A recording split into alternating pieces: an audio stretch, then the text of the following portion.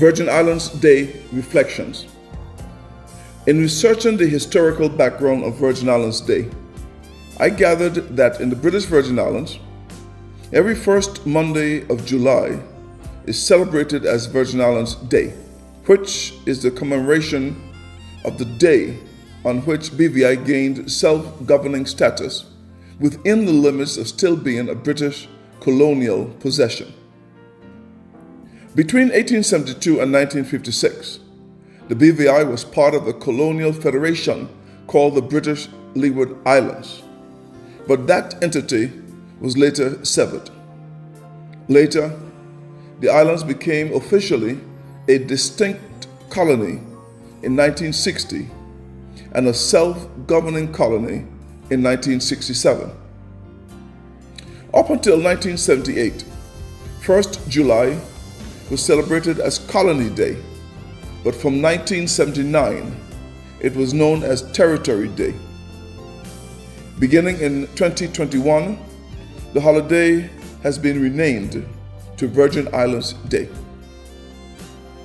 In a statement marking the first Virgin Islands Day, Dr. the Honourable Natalia D. Whitley, then Minister for Education, Culture, Youth Affairs, Fisheries, and Agriculture said, "The shift from Territory Day to now Virgin Islands Day reflects a renewed sense of national consciousness and represents an effort to assert our unique identity as Virgin Islanders.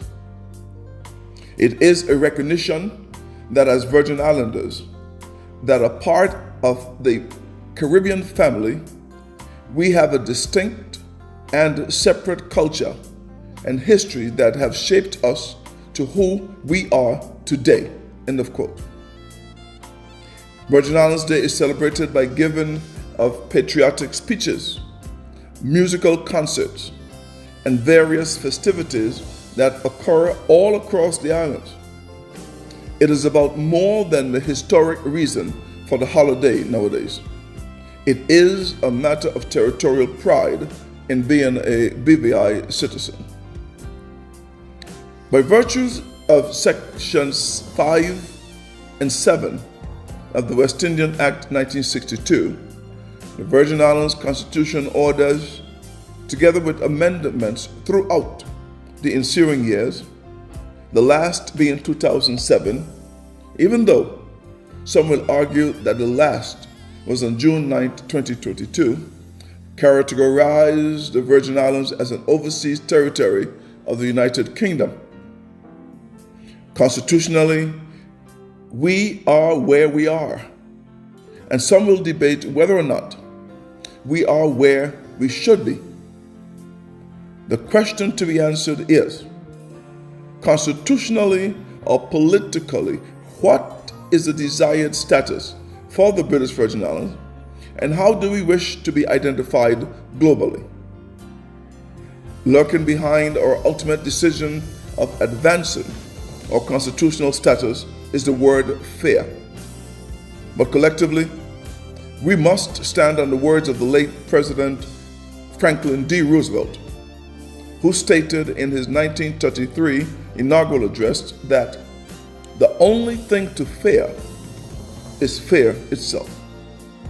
So, as Virgin Islanders, fear has no room in the decision of constitutional and political advancement in our territory. Stemming from numerous activities and occurrences in the Virgin Islands over the past 5 years, the aforementioned question is most topical and, in my opinion, has gained prominence and urgency because of the storms of 2017 and the proposed loan guarantee offer and terms by the United Kingdom.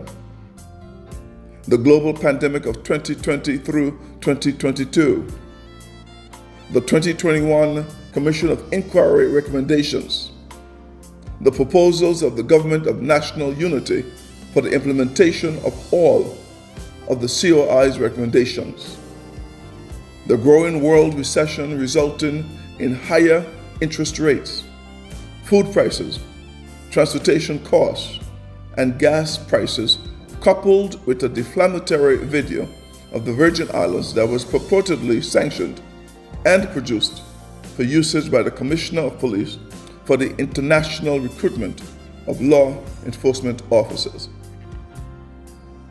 It is my considered view that the following questions should be raised and vigorously debated by our territory's strategic partners, by all Virgin Islanders and belongers. These questions should include, but should not be limited to, A. Virgin Islanders, can we list what we desire most for our territory? B. Are we aware of what we would not like to see implemented in our territory? C. Is it acceptable or correct for the UK to seek to impose its Global Britain agenda on the overseas territories subliminally or unilaterally? D. What do we desire from our continuing relationship with the United Kingdom as an overseas territory? E. Should self-determination be actively pursued by the British Virgin Islands at this time, in keeping with the UN's mandate of decolonization of all non-self-governing territory by 2030? F. Should closer relationships be forged with all overseas territories of the United Kingdom? G. Should all overseas territories seek to create a single unity body of United Kingdom overseas territories as an independent body? H. Should the Virgin Islands seek to forge closer relationships with CARICOM and other administrating powers? I.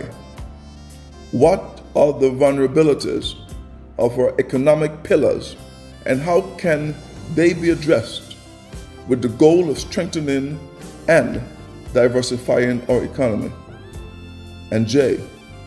What other issues must be taken into consideration, debated, and addressed at this critical time of our economic, political, and social evolution as a people, with proper reflection of our history?